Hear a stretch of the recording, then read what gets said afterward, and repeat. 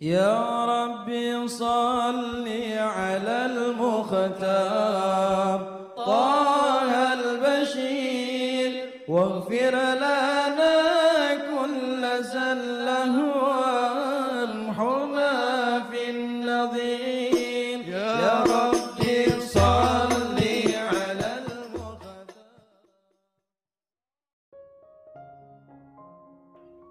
Bismillahirrahmanirrahim. Alhamdulillahirabbil alamin.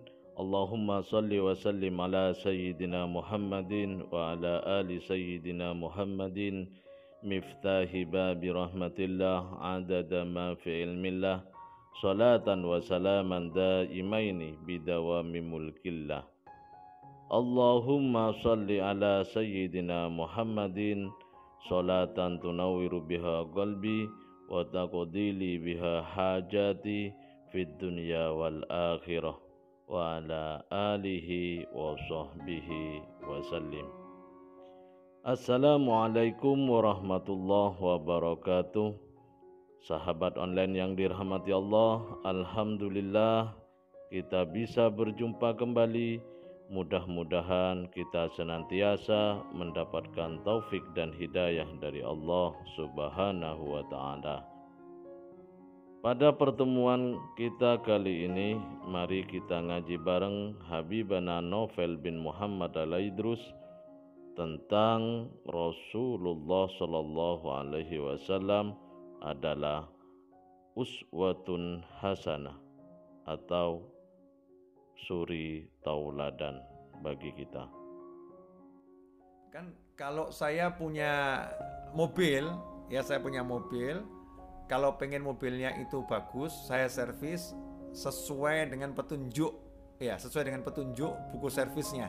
Serviskan mobil ini di bengkel ini, bengkel resminya. Nanti bengkel resminya udah ngasih tahu kalau 1000 km yang diservis ini, 5.000 kilo yang diservis ini, 10.000 kilo yang diservis ini, 50.000 kilo yang diservis ini. Bengkel resmi udah dapat petunjuk dari perusahaan yang buat mobil tersebut. Perusahaan yang buat mobil itu lebih tahu mesinnya dibanding orang lain. Dia lebih paham mesin mobil saya ini pada 10.000 km kendalanya ini. Manusia ciptaannya Allah Ta'ala juga begitu. Allah udah kasih tahu, kamu silahkan makan, kulu washrobu, dan minumlah. Allah kasih tahu nih, udah pasti benar, nggak mungkin salah, karena yang buat kita adalah Allah Ta'ala. Yang menciptakan kita Allah Ta'ala, bukan yang lain. Nggak ada pencipta, la ilaha illallah selain Allah. Allah yang menciptakan kita. Contoh yang sederhana, urusan makan dan minum tubuh kita ini. Kita boleh menua usia berapapun, tapi Allah kasih aturan hidup kalau pengen setua apapun badanmu tetap sehat. Karena ini buatannya Allah loh, bukan buatan pabrik Korea, bukan buatan Malaysia, bukan buatan Indonesia, bukan buatan Jepang, bukan buatan Eropa. Ini buatannya Allah Subhanahu wa Ta'ala. Allah nggak meletakkan kita di bumi tanpa penjelasan, enggak. Kita diletakkan di bumi dikasih tahu. Dikasih tahu bagaimana caranya biar badanmu ini sehat. Bagaimana caranya biar badanmu usia berapapun tetap kuat. Maka kita lihat ada ulama-ulama yang usia sampai 120 tahun badannya masih seperti anak muda umur 10 tahun. Sementara kadang kita sekarang umur baru 50 tahun udah badannya seperti umur 200 tahun yang lemah gitu ya. Kenapa seperti itu? Ya karena kita tidak mengikuti petunjuk ilahi yang dibawa oleh utusannya, yaitu oleh baginda Muhammad SAW. Dalam urusan makan, kulu washrobu wala tusrifu. Makan dan minumlah. Makan dan minumlah wala tusrifu. Tapi ingat, jangan berlebih-lebihan. Nah ketika dibilang jangan berlebih-lebihan, orang banyak ngomong, saya nggak berlebih-lebihan kok, saya cuma segini makannya. Maka kita nanya, tidak berlebih-lebihan itu seperti apa? Rasulullah SAW dan para sahabat sepanjang hidupnya tidak sakit, kecuali ketika akan wafat. Sakit ringan ketika akan meninggal dunia. Sampai dikirim dokter kepada para sahabat, dokternya kemudian minta izin pulang. Kenapa minta izin pulang ke negaranya? Karena nggak ada yang sakit sahabat, jadi pengangguran dokternya, nggak bekerja. Kenapa bisa seperti itu? Maka dicek rahasianya. Ternyata Nabi SAW dan para sahabat punya satu resep yang indah sekali. Kami adalah satu kaum yang mana kami ini tidak makan kecuali ketika lapar. kami adalah suatu kaum yang mana kami tidak makan kecuali ketika lapar. Dan kami akan berhenti sebelum kenyang. Kalau udah lapar benar, nunggu lapar benar nih. Nah, maka dalam ilmu kesehatan itu, manusia kalau udah lapar benar, ditahan sampai lapar yang sangat lapar, maka sel-sel tubuh yang jahat akan dimakan oleh sel-sel tubuh yang baik. Ketika lapar benar itu, sel-sel tubuh yang jahat akan dimakan sama sel-sel tubuh yang baik. Sehingga sel tubuh yang di tubuhnya akan jadi sel tubuh yang bagus terus. Yang jahat gak ada, yang buruk gak ada. Kenapa? Karena sel tubuh yang bagus butuh makanan. Karena dia nggak dikasih makan, ketika lapar dia pun akan makan yang jahat-jahat, dimakan sama dia. Nah, kami akan berhenti sebelum kenyang. Jadi belum kenyang udah berhenti. Beda dengan kita, Masya Allah ya, kalimatnya sama, cuman beda bagiannya. Kami adalah satu kaum yang kami akan makan ketika masih kenyang. Ya kalau kita ini kan masih kenyang, udah pengen makan aja itu. Padahal masih kenyang gitu. Karena pengen makan, bukan butuh makan. Kalau zaman Nabi SAW, makan itu bukan keinginan, tapi makan itu kebutuhan. Kebutuhan untuk menyambung nyawa, ya, agar tubuh ini mendapatkan konsumsi yang benar. Kasih makan tapi secukupnya, belum kenyang sudah berhenti. Sementara kita makan itu nafsu, keinginan. Jadi nafsunya pengen makan. Barusan makan sate, tiba-tiba pengen bakso, beli bakso. Barusan makan bakso, tiba-tiba pengen makan mangga, beli mangga, makan mangga. Habis makan mangga kok dengar suara durian gitu ya. Masya Allah, di Malaysia banyak durian enak itu. Nah, kemudian pergi ke sana. Makan tuh durian di tempat ya, banyak berjajar-jajar itu. Oh, makan durian. Habis makan durian kok pengen minum teh. Habis minum teh ada pengen minum es. Semuanya cuma masalah pengen, bukan butuh. Sehingga bukan lagi waktu lapar, nggak sempat lapar. Hidup zaman sekarang ini kan hampir kita nggak merasakan lapar. Kenyang terus atau mungkin kenyangnya kurang, tapi nggak sampai lapar. Nah, karena aturan ilahi ini nggak dijaga, nggak dijalankan, makanlah, minumlah, jangan berlebihan. Kami suatu kaum kalau makan hanya ketika lapar, berhenti sebelum kenyang. Dipraktikkan langsung oleh Nabi SAW. Hasilnya apa? Muncullah banyak penyakit. Masya Allah, ada yang kolesterol, yang ada asam urat, ada darah tinggi, dan lain sebagainya. Ya, dan lain sebagainya. Kenapa terjadi seperti itu?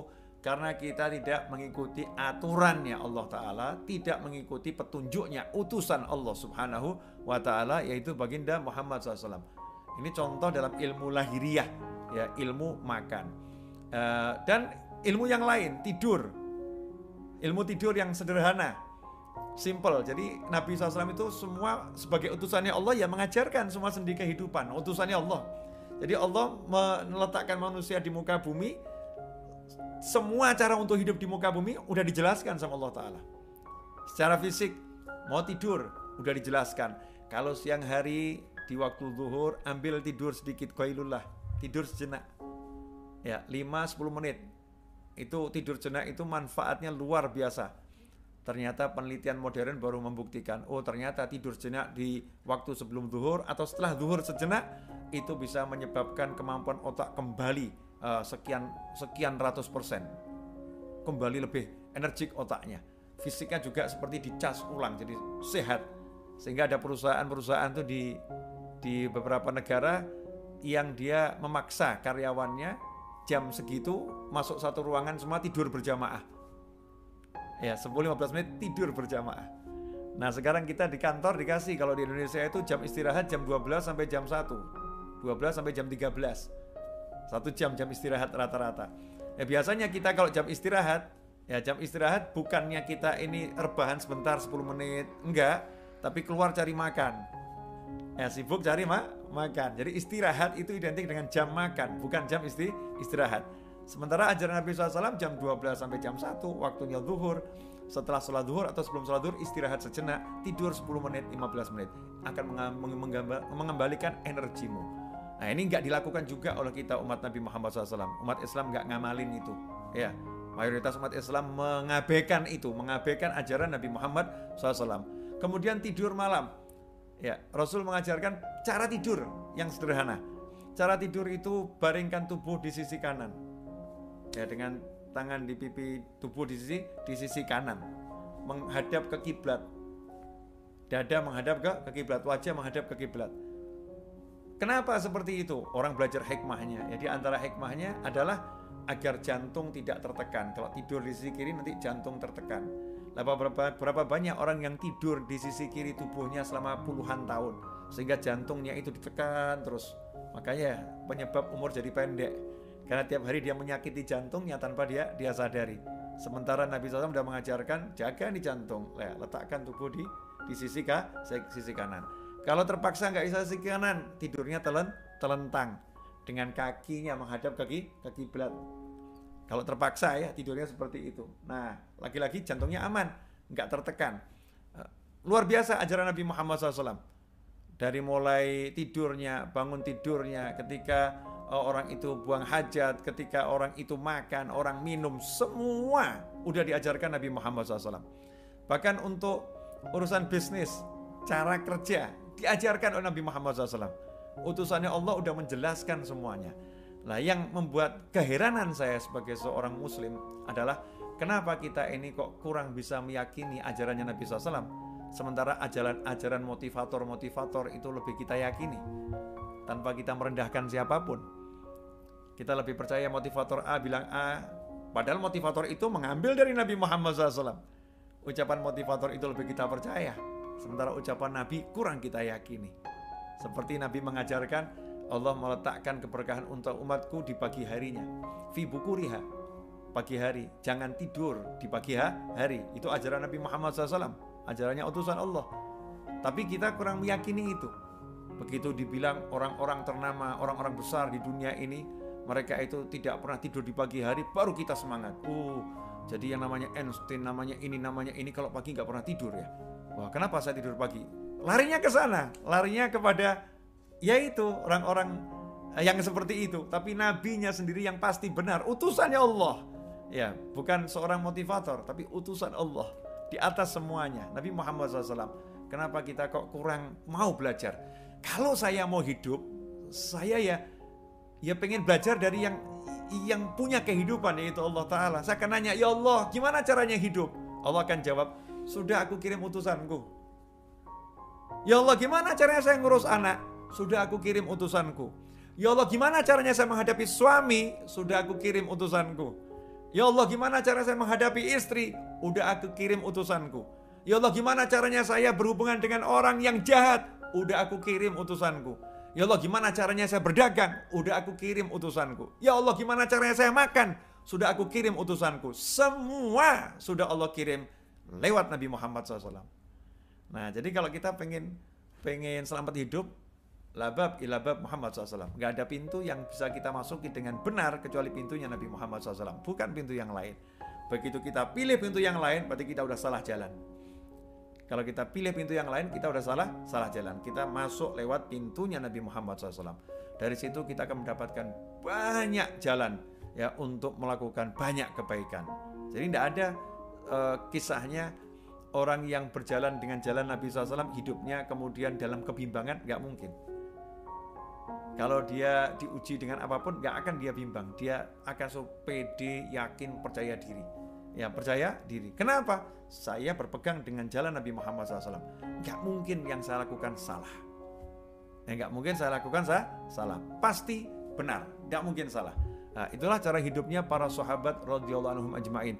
Hidupnya para tabi'in, hidupnya para aulia ussolihin.